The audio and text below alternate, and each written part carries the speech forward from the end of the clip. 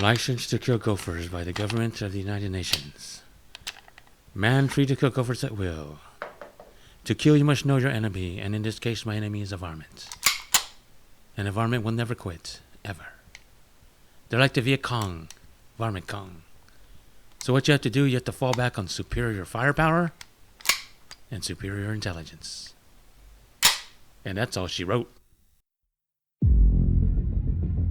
Come down here, please, because I'm alone. Did you hear that? Yeah.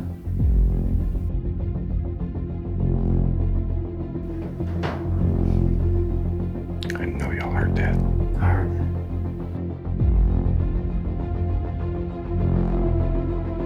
Did you hear that? I know I heard something down here.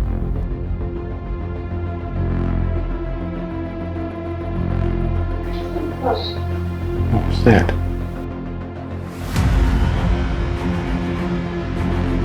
Oh, did you hear that? Dude, I just saw some eyes back there. Yeah, we just heard something. You hear something? Yes. Welcome to Misfit Apparitions, the podcast. I'm Don, and thank you for joining me as I discuss the history of locations known for paranormal activity. Be sure to check us out at misfitapparitions.com and follow us on Facebook, Instagram, TikTok, Twitter, and subscribe to our YouTube channel with the handle at Misfit Apparitions. Listen to the podcast on our website, our YouTube channel, or wherever podcasts can be found. And if you enjoyed the podcast, please consider giving us a review, a like, or a thumbs up, and spread the word about us. We really appreciate it as it helps the podcast get recognized. If you have any comments, concerns, or questions, please drop us an email at mapod@misfitapparitions.com or ask us directly from a social media platform that you feel comfortable using. So between our last recorded episode and this one, Ernest and I were fortunate enough to be interviewed by Russell Reynolds, founder of Beyond Life Paranormal Research Missouri Cold Spotters. That interview can be found on our Facebook page and also on theirs. It was an hour-long interview where Ernest and I spoke about our experiences, our equipment, and just had a little chit-chat with Russell Reynolds. Be sure to check that out if you get a chance. Upcoming, we've got trips to Kansas and probably Missouri, as I just realized how close we were to St. Joseph, Missouri, which is home to one of the two mansions that I'm going to talk about in this podcast, the Beattie Mansion. Unfortunately, we will not be doing an overnight investigation of Beattie Mansion simply because of time, and although we may have been able to squeeze it in between our two investigations at Atchison, doing 3 investigations overnight back-to-back would require a lot of coffee and Monster energy drinks and anything else that could keep us awake for 72 straight hours. Not going to happen.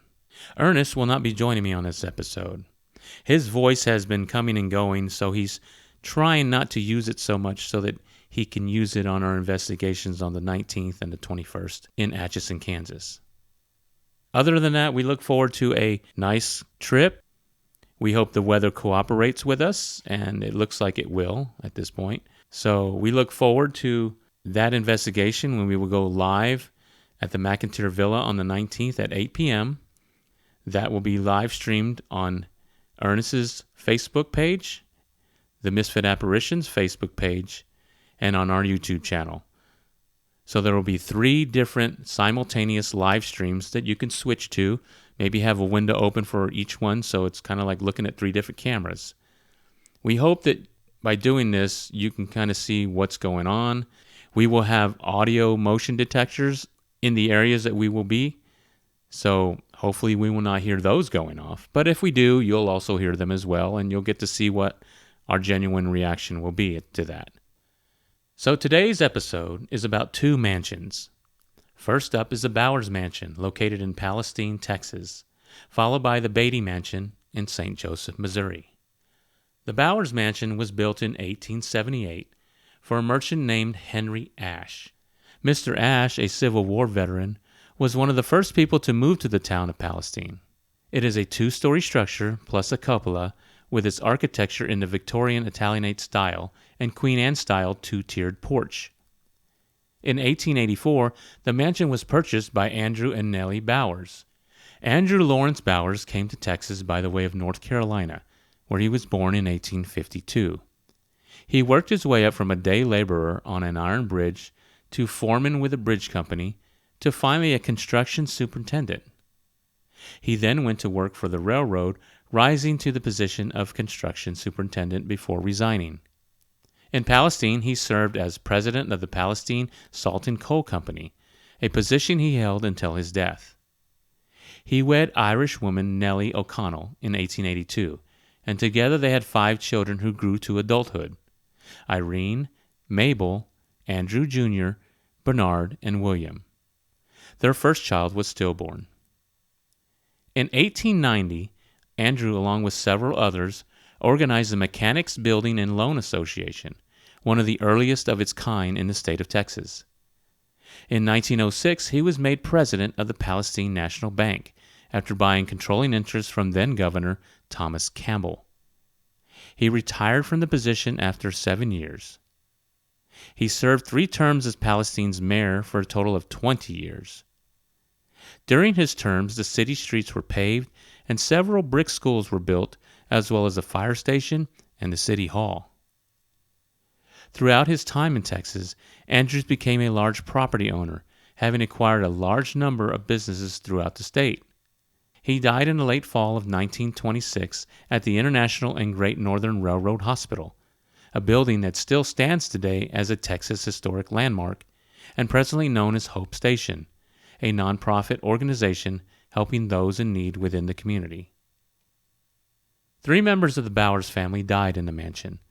Bernard died in 1927 at the age of 30, matriarch Nellie died in 1940 at the age of 77, and Andrew Jr.'s wife Mary in 1956 at the age of 51. It is the events surrounding Mary's death, however, that brought unnecessary attention to the mansion and ended the family's 72 years of ownership. Andrew Bowers and Mary Linker married in 1928, yet both were previously married. Andrew married Tommy Day in 1911. Mary married Floyd Walton in 1920. Andrew's first marriage made the society section of the local newspaper. His one to Mary did not, and there may be a couple of reasons why. 1. Divorce in the early 20th century was nowhere near as common as it is today. And 2. Mary's first marriage happened when she was still a teenager, and she gave birth to a son at 16 while her husband was 24. Andrew did adopt Mary's child after they wed. Had any of this made the local newspaper's society section, it may have become scandalous. Andrew had purportedly been having both physical and mental health issues prior to the events that occurred in the mansion on June 6, 1956.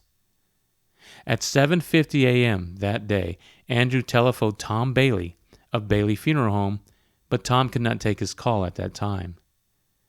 Tom returned Andrew's call about 10 minutes later. Andrew requested that Tom get an ambulance to his residence because his wife was sick, but to wait a few minutes before coming to the home. When Tom and an assistant arrived a few moments later, and just after they opened the front door, they heard a single gunshot. They found Andrew on the floor between the 2 parlors of the house with a gunshot wound to his chest. He was rushed to the hospital but died a few hours later. Police found his wife Mary's body upstairs in her bed, lying on her side, still in her nightgown clothing, with a gunshot wound to the back of her head, apparently shot earlier that morning while she slept. Police also discovered a snub-nosed .38 pistol and a hastily typewritten will signed by Andrew that left everything he owned to his sister Mabel Bowers Sims. A justice of the peace returned a verdict of murder-suicide in the deaths of Mary and Andrew.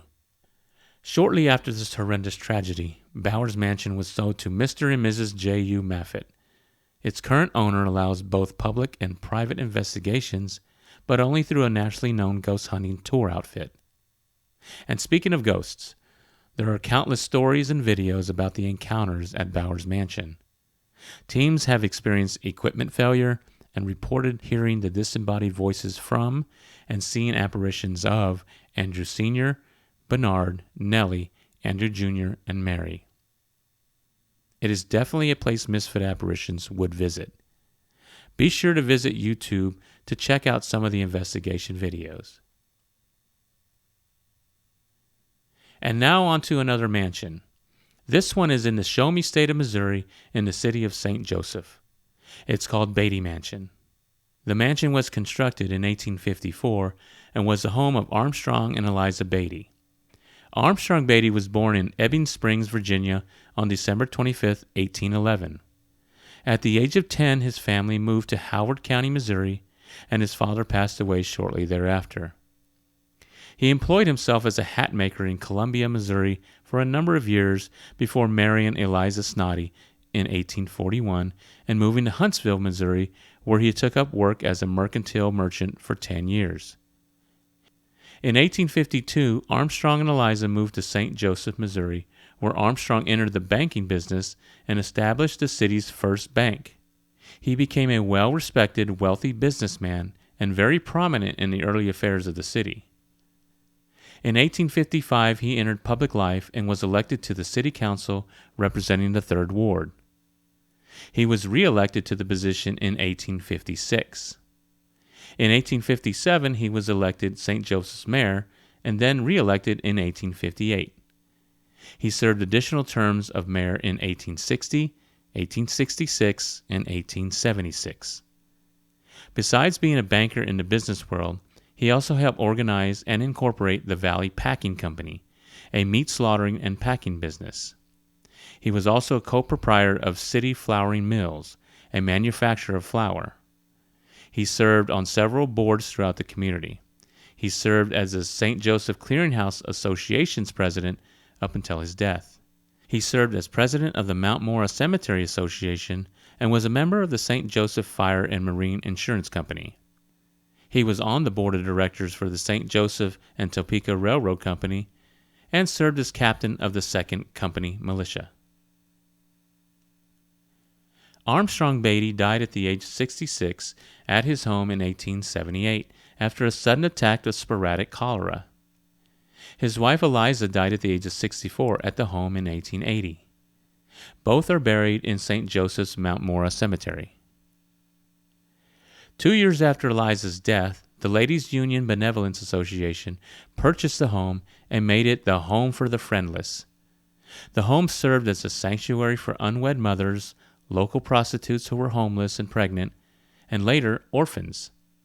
Just less than 25 years later, the mansion became an assisted living facility named Memorial Home for the Aged. It remained for nearly 100 years before becoming a facility for the mentally ill and substance abuse addicts. The mansion's current owner, Michael Burkhart, originally intended to change the mansion to a boutique hotel, but during remodeling, construction workers would not stick around very long because of paranormal activity. This led to Burkhart accepting his home's paranormal state and opening up to investigation teams and those curious about activities going on in the mansion. The mansion's most common paranormal activities are apparitions, singing, shadow figures, voices, and whistling. Psychic Marianne Podrasky was asked if the rumor that Eliza Beattie being the most prominent spirit in the house was true. Quote, "Yes, she still considers it her home. She thinks we're just visitors, but it's her home, to look after it and take care of it." End quote.